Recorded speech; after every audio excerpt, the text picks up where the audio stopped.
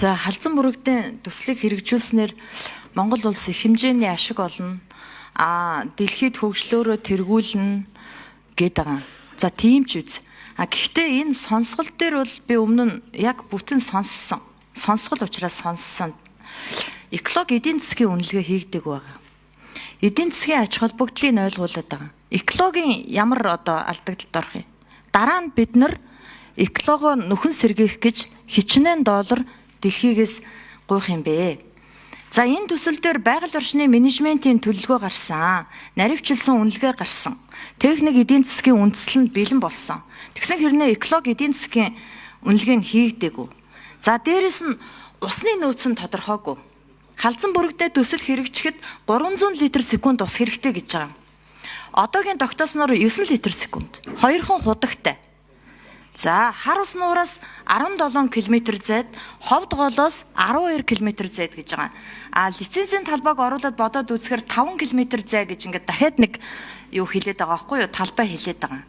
Ховд гол бол манай Монгол улсын экосистемийн амин судас нь. Хүнээр бол артерийн судас нь баггүй юу? Бид нар ховд голыг хамгаалах ёстой.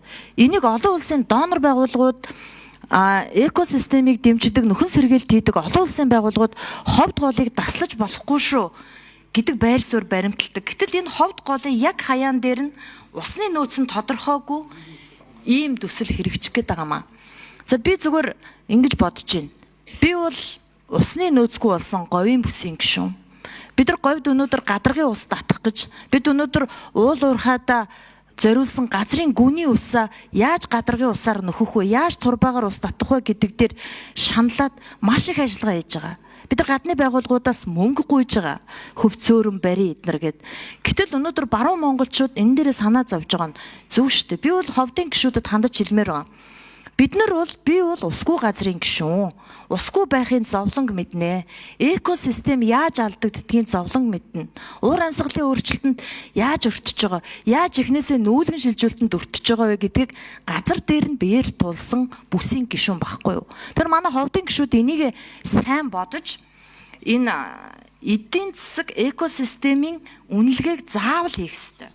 Энд дэр усны нөөцөө тогтоогоогүй байна гэд сонсголын дүн дээр бичсэн мэт үнэлтэн дээр усны хэрэглээг эцэслэн тооцоолох, их үүсвэрийг тодорхойлох, усны нөөц чанарыг хамгаалах төлөвлөгөөг боловсруулах зайлшгүй шаардлагатай.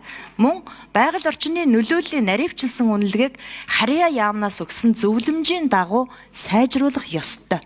Ийм байхад бид нар яаран сандран энэ төсөл үнэхээр үнэтэй төслөө гэж бас дахимааргүй байгаа юм. За Баярбаатар дарга хариулъя. Тэгээ дараа нь тодруулах мөнх хэсгэлэх шүү.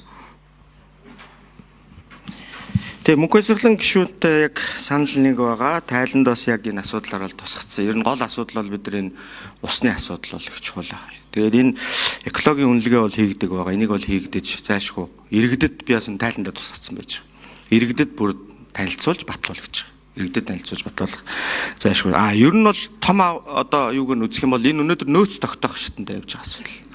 Ашиглалтын асуудал бол дараагийн асуудал орж ирэх.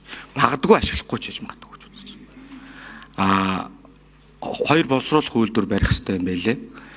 Боловсруулаагүй зүгээр ачааны машин дээр зөөгөөд гаргавал 1 тонн $650. Хоёр шатны үйлдвэрээр дунд хүртэл нь боловсруулаад гаргахад 1 кг нь $62. Тэгэхээр эдийн засгийн үр өгөөж нь бол энэ дээр таны хэлж байгаа бол үнэн. Гол нөгөө байгаль орчинд үүсэх хор уршиг нь бид нар бол маш сайн наривчил судалж эрсдлийг тооцож энэний дараа ашиглалтын асуудал ярих хэрэгтэй. Одоо бол нөөц бол юм байна. Нөөцөө өшөө нэмэгдэх боломж нь юм байна. Нөөц нь нийт хэдэн жилийн хугацаатай ийм ашиглалтаар ингэж явна гэдэг юм бол гаргаж явж байгаа шатанд явж байгаа.